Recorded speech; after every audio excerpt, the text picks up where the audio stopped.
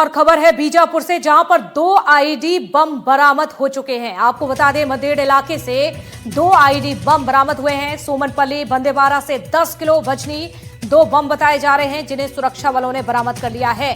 भोपालपट्टनम में 2 किलो वजनी 2 आईडी बम बरामद हुए, तो जवानों ने मौके पर ही दोनों ही आईडी को नष्ट कर दिया। मौके से 2 ड्रम में नक्सलियों का सामान भी मिला है। तो देखिए, वो सामान भी सुरक्षा बलों ने अपने कब्जे में लिया, उसे जब्त कर लिया है। जिस सामग्री का उपयोग कर रहे थे ये तमाम नक्सलियों का सामान भी मिला है। विस्फोटक और दैनिक उपयोग का सामान भी बरामद कर लिया गया है। तो बीजापुर से इस वक्त की बड़ी खबर आपको बता रहे हैं, जवानों ने मौके पर आईडी को नष्ट किया।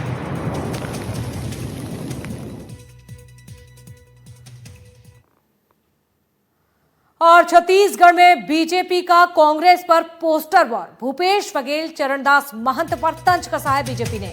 पोस्टर में दरअसल कवासी लकमा को जेल में दिखाया, तो बालेश्वर साहू को पोस्टर में जेल में दिखाया। तो बीजेपी ने लकमा को बताया बघेल का समर्थक, बालेश्वर साहू को महंत का समर्थक बताया। और देखिए, जिस तरह से poster war Bharatiya Janata party की ओर से किया गया। पोस्टर में लिखा है कि एक मोरगिस और एक तोरगिस, छत्तीसगढ़ी भाषा में ये प्रहार किया गया है, तंज कसा गया है। तो भूपेश बघेल का फोटो चस्पा कर यहां पर एक पोस्ट करके बीजेपी ने निशाना साधा है।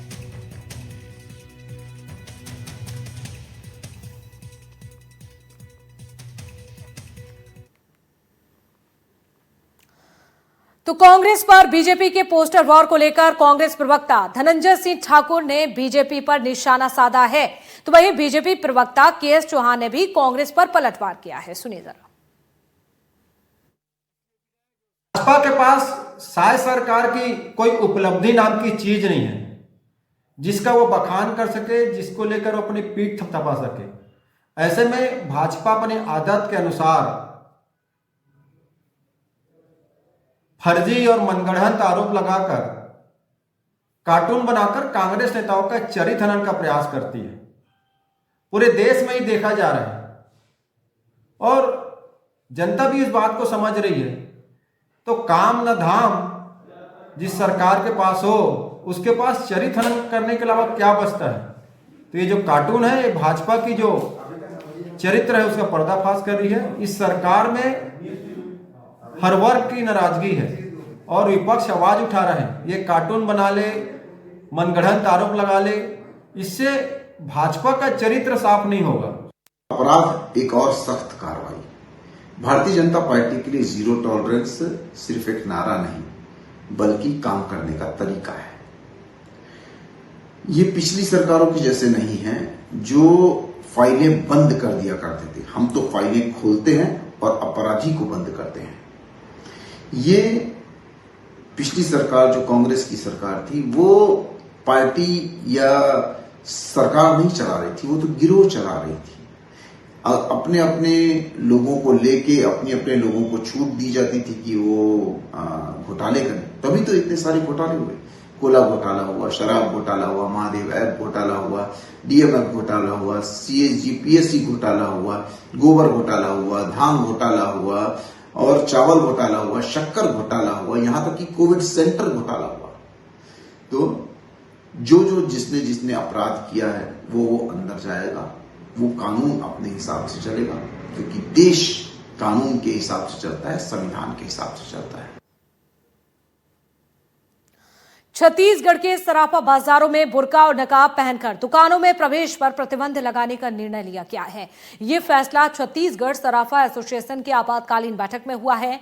सराफा व्यापारियों का कहना है कि लगातार चोरी हो रही है। चोरी की घटनाओं और सुरक्षा कारणों को देखते हुए यह बड़ा कदम उठाया गया है।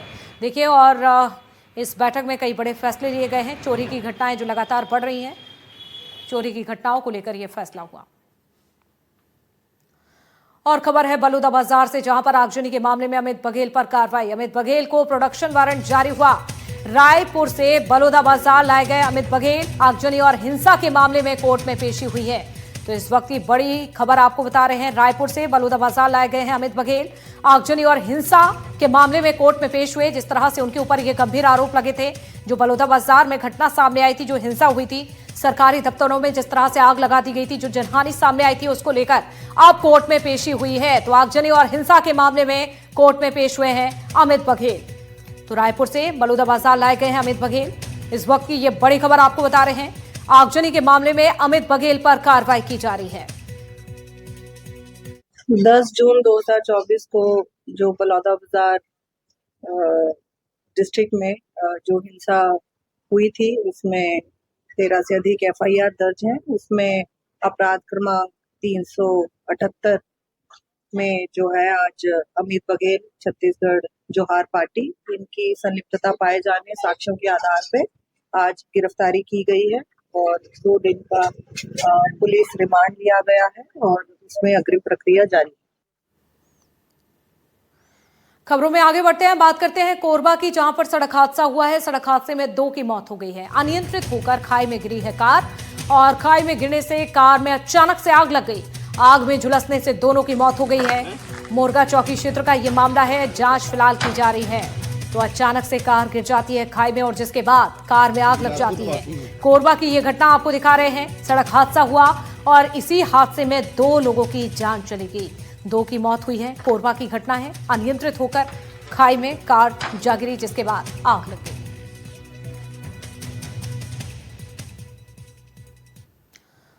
और खबर है जशपुर से, जहां पर बगिया पहुंचे हैं सीएम विष्णुदेव साय। अधिकारी और कार्यकर्ताओं ने हेलीपैड पर उनका स्वागत किया। तो सीएम ने हेलीपैड पर बच्चों से भी इस दौरान मुलाकात की है, बातचीत की। बगिया में सीएम करेंगे अब रात्रि विश्राम। तो कल अलग अलग कार्यक्रम हैं और इन्हीं तमाम कार्यक्रमों में शामिल होंगे छत्तीसगढ़ के मुख्यमंत्री विष्णुदेव साय। तो बगिया का उनका दौरा है। बगिया पहुंचे हैं सीएम विष्णुदेव साय। देख सकते हैं तस्वीरें आप, किस तरह से सीएम का स्वागत हुआ।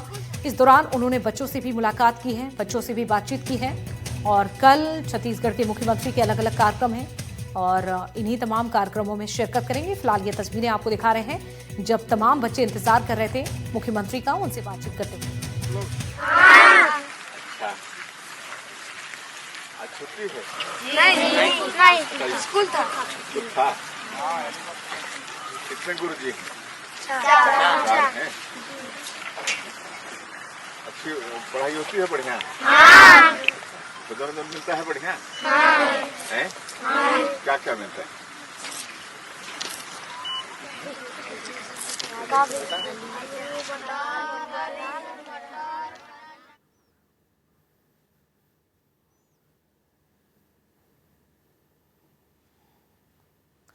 और चले अब नजर डालेंगे हमर भाका हमर रिपोर्टर पर।